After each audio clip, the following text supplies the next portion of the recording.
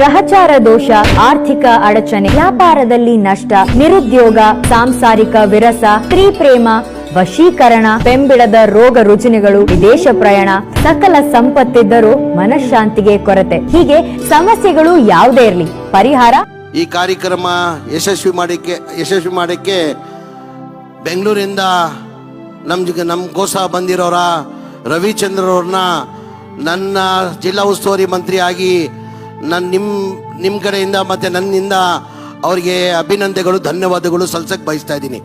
ಈಗ ತಾವು ರವಿಚಂದ್ರ ಸಾಹೇಬ್ರ ಬಗ್ಗೆ ಸಾಧು ಕೋಕಿಲ್ ಅವ್ರು ಹೇಳ್ತಾ ಇದ್ರು, ತಾವು ಕೇಳಿಸ್ಕೊಂಡಿರ್ಬೋದು.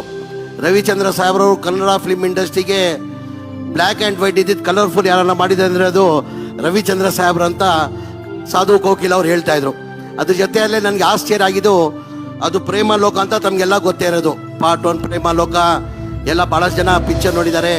ಇನ್ನೊಂದು ವರ್ಷದಲ್ಲಿ ಪ್ರೇಮ ಲೋಕ ಪಾರ್ಟ್ 2 ಬರ್ತಾ ಇದೆ. ಅದಲ್ಲಿ ಒಂದೆರಡು ಹಾಡಿಲ್ಲ, ಎಲ್ಲ ಪಿಕ್ಚರಲ್ಲಿ ನನ್ಗೆ ಗೊತ್ತಿದ್ದಂಗೆ ಒಂದು 5-6 ಹಾಡು ಇರ್ತದೆ. ಈ ಪಿಕ್ಚರಲ್ಲಿ 25 ಹಾಡು ಅಂತ ಹೇಳಿದ್ರು. ಅದು ಯಾವ ಥರ ಪಿಕ್ಚರ್ ಮಾಡ್ತಾರೋ ಅಂತ ನನಗೆ ಗೊತ್ತಿಲ್ಲ. 25 ಹಾಡು ಅಂದರೆ ಕನಿಷ್ಠ ಒಂದು ಹಾಡು ಆಡಬೇಕಾದ್ರೆ ಒಂದು 5 ನಿಮಿಷ ಆಗ್ತದೆ. ಅಂದರೆ 25 ಹಾಡು ಅಂದರೆ ಕನಿಷ್ಠ 1.5-2 ಗಂಟೆ ಬರೀ ಹಾಡಲ್ಲೇ ಹೋಗ್ತದೆ. ಮತ್ತು ಪಿಕ್ಚರಲ್ಲಿ ಏನಿದೆ ಸರ್? ಇಲ್ಲ, 25 ಹಾಡು.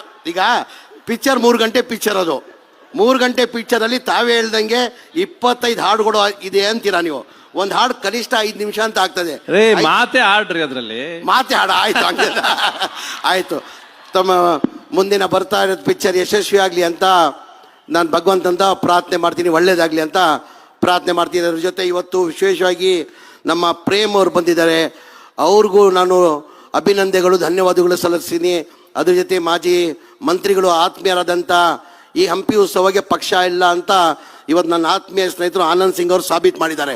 ಇದಕ್ಕೆ ಪಕ್ಷ ಇಲ್ಲ, ಹಂಪಿ ಉತ್ಸವ ಅಂದರೆ ಎಲ್ಲಾರ್ದು ಅಂತ ಹೇಳ್ಬಿಟ್ಟು ಇವತ್ತು ಪಕ್ಷ ಭೇದ ಬಿಟ್ಟು ಅವ್ರು ಬಂದು ನಮ್ಮ ಜೊತೆ ಕೂತಿದಾರಲ್ಲ, ಅದಕ್ಕೆ ಹೃದಯದಿಂದ ನಾನು ಅವ್ರಿಗೂ ಅಭಿನಂದನೆಗಳು, ಧನ್ಯವಾದಗಳು ಸಲ್ಲಿಸ್ತೀನಿ.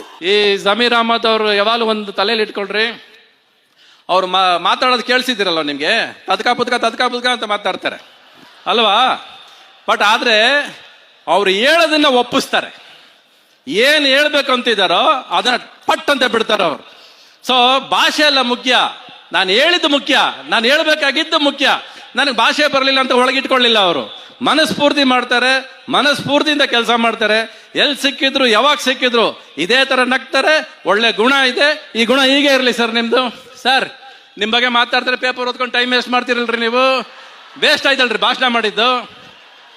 ನೋಡಿ ಅವ್ರ ಬಗ್ಗೆ ಮಾತಾಡೋದು ಹಿಂಗೆ, ನಮ್ಮ ಮಾತುಗಳು ಬೆಲೆ ಇಲ್ಲ ಅಲ್ವಾ? ಕೇಳಿಸ್ಕೊಂಡ್ರಾ?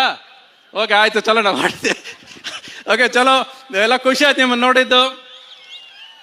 ಮತ್ತೆ ಪ್ರೇಮ್ ಲೋಕ ಬಂದಾಗ ಮತ್ತೆ ನೆಕ್ಸ್ಟ್ ಉತ್ಸವಕ್ಕೆ ಬಂದು ನಿಮ್ಮನ್ನು ಭೇಟಿ ಮಾಡ್ತೇನೆ ರೀ ನಾನು. ಅಪ್ಪ, ಪ್ರೇಮ ಲೋಕ ಮತ್ತೊಮ್ಮೆ ಬರ್ತಾ ಇದೆ. ಇನ್ನೊಂದು 1 ವರ್ಷದಲ್ಲಿ ನಾವಂತೂ ಕಾದಿರ್ತೀವಪ್ಪ.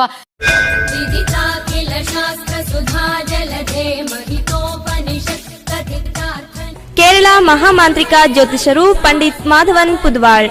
ದೈವಶಕ್ತಿ, ಮಂತ್ರಶಕ್ತಿಯಿಂದ ಪ್ರಸಿದ್ಧಿ ಪಡೆದಿರುವ ಇವರು ಎಷ್ಟೋ ಜ್ಯೋತಿಷರಲ್ಲಿ ಹಾಗೂ ದೈವ ದೇವರುಗಳಲ್ಲಿ ನಿಮ್ಮ ಸಮಸ್ಯೆಗಳಿಗೆ ಪರಿಹಾರ ಸಿಗದೆ ನೊಂದಿದ್ದರೆ, ಯಾವುದೇ ಕಠಿಣ ಸಮಸ್ಯೆಗಳಿಗೂ ಜಾತಿ ಮತ ಭೇದವಿಲ್ಲದೆ ಸರ್ವರನ್ನು ಅನುಗ್ರಹಿಸುವ ಕೇರಳದ ಕೋಡಂಗಳೂರು ಭಗವತಿ, ಮಳಂಗಾವು ಚೊಟ್ಟಾನಿಕೆರೆ ಭಗವತಿ, ಕಾನತ್ತೂರು ನಾಲ್ವಾರ ದೈವಂ, ಭದ್ರಕಾಳಿ ರಕ್ತೇಶ್ವರಿ ದೈವಶಕ್ತಿಯಿಂದ ವಿದ್ಯೆ, ಉದ್ಯೋಗ, ಮದುವೆ, ಆರೋಗ್ಯ, ಸಂತಾನ, ಹಣಕಾಸು, ಮಾಟಮಂತ್ರ ಸಮಸ್ಯೆಗಳಿಗೆ, ಸ್ತ್ರೀ ಪುರುಷ ವಶೀಕರಣ, ಪ್ರೇಮ ವಿಚಾರ, ಅತ್ತೆ ಸೊಸೆ ಕಲಹ, ಸಾಲಬಾಧೆ, ಕೋರ್ಟ್ ಕಚೇರಿ, ಸತಿಪತಿ ಕಲಹ, ವ್ಯಾಪಾರ, ಆಸ್ತಿ ವಿಚಾರ, ಲೈಂಗಿಕ ಸಮಸ್ಯೆ, ಡೈವೋರ್ಸ್ ಪ್ರಾಬ್ಲಮ್, ವಿದೇಶ ಪ್ರಯಾಣ ಇನ್ನಿತರ ಯಾವುದೇ ಕಠಿಣ ಸಮಸ್ಯೆಗಳಿಗೆ ಕೆಲವೇ ದಿನಗಳಲ್ಲಿ ಶಾಶ್ವತ ಪರಿಹಾರ ಕಾಣುತ್ತೀರಿ. ವಿಶೇಷ ಸೂಚನೆ, ಸ್ತ್ರೀ ಪುರುಷ ವಶೀಕರಣಕ್ಕೆ ಸಂಮೋಹಿನಿ ಕವಚ ಮಾಡಿಕೊಡುತ್ತಾರೆ. ನಿಮ್ಮ ಎಲ್ಲ ಸಮಸ್ಯೆಗಳನ್ನು ಗುಪ್ತವಾಗಿ ಇಡಲಾಗುವುದು. ಹೆಚ್ಚಿನ ಮಾಹಿತಿ